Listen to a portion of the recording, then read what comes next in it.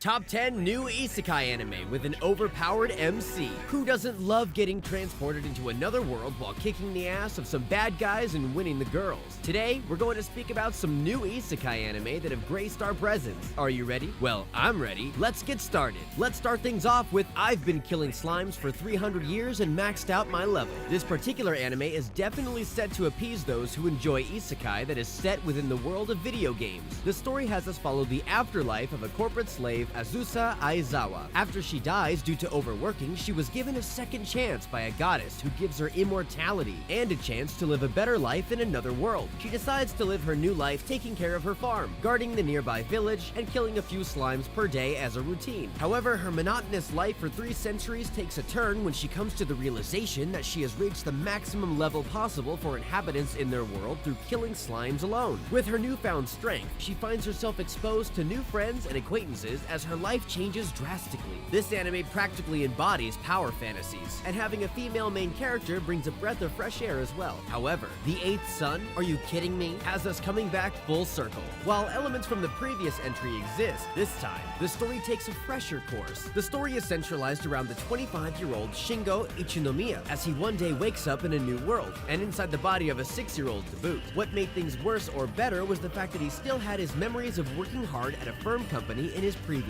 life. The boy that he was possessing was Wendelin von Benno Baumeister, the 8th son of a poor noble family. Eager to change things for himself, he uses his newfound magical aptitude to achieve financial and social status to live a better life. With both entries up to now being somewhat relaxed, I'm Standing on a Million Lives decides to add tension and drama into the mix, and does so in style. The story has us follow the pessimistic Yusuke Yatsuka, a man who hated living in Tokyo and the people around him. He always found himself happier in a virtual world rather than trying to get along with people around him. One day, he found himself disappearing along with Lu Shindo and Kusue Hakazaki into a mysterious game world. When he came to, he found himself surrounded by enormous monsters, and that he was brought into the world by Shindo and Hakazaki. The goal he was given was to complete a quest in 14 days. With the world containing its own rules and structure, Yatsuka, Shindo, and Hakazaki must work together and discover the mystery behind the strange world they find themselves in and get out. The danger practically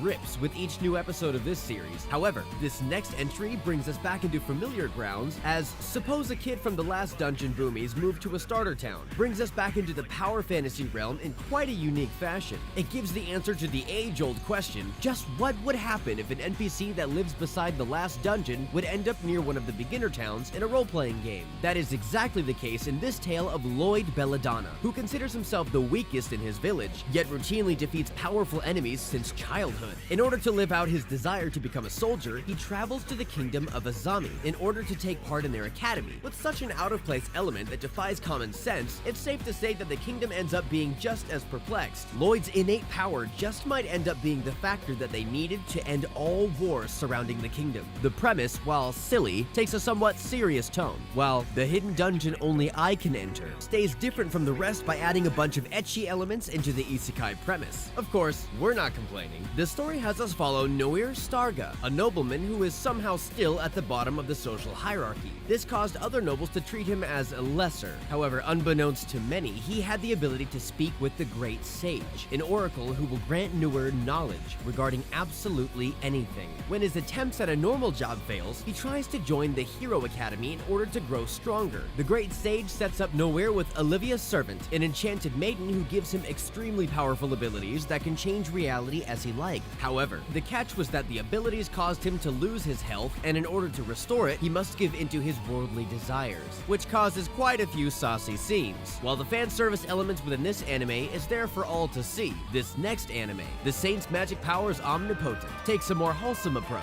The story is set in the kingdom of Salutania, known for its infestation of monsters that cause issues around the world. While the kingdom's order of knights usually deal with them, they were eventually overwhelmed, causing the Grand Magus to summon a holy maiden named the Legendary Saint in order to fight against these beasts and bring back peace. However, the summoning ritual goes haywire as it was revealed that 2 holy maidens were summoned accidentally. Our main character, Sei Takanashi, found herself left to her own devices as the other girl was named the Saint. She ended up working in the Medicinal Flora Research Institute, finding her latest passion working there. When she has a fateful encounter with the Third Order of Knights, she comes to the realization that her abilities as a saint will end up influencing her new new life. A relatively tame premise, yet with a strong impact. A formula shared with our next entry. Banished from the hero's party, I decided to live a quiet life in the countryside. The story has us follow the D-rank adventurer Red. Red lived an average life where he worked hard and dreamed of opening his own apothecary. Eventually, he gained a live-in partner and assistant named Rit, who was the princess of Duchy Lagervia, and an adventurer who gives up all of that to join him. While Red was generally loved by everyone, he had a secret that he only shared with Rit, and that was that his real name was Gideon, a hero and brother to the hero Ruti Ragnarsson. After he was kicked out of the party after their fight against the Demon Lord due to them deciding that he was weak,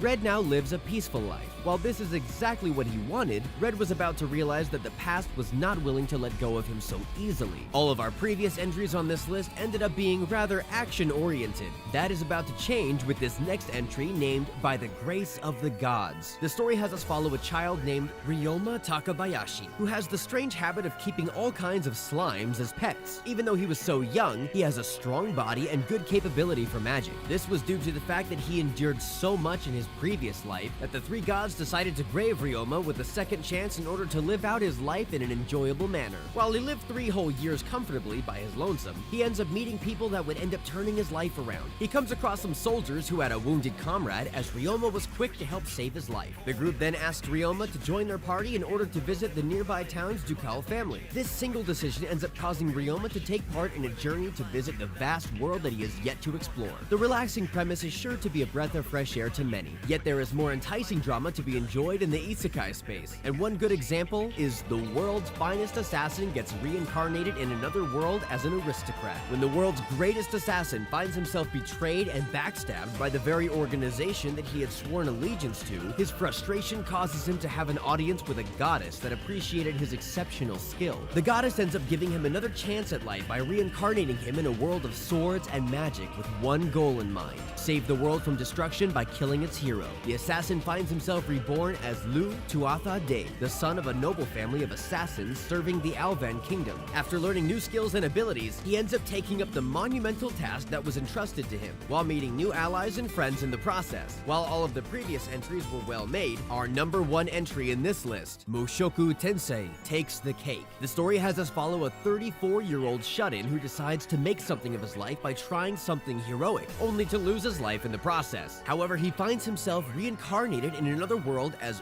Rudius Grevrit. Starting his life all over again as a baby, he ends up growing up in this new world with a mind of a grown adult. He learns magic and swordplay while conquering his past fears and maybe even finding love, something that he desperately failed at in his old life. With that, we've reached the end of this video. Do tell us in the comments below what you think about all this. If you want us to make more content like this, make sure you like and subscribe to our YouTube channel. Thank you for watching, and we will see you next time.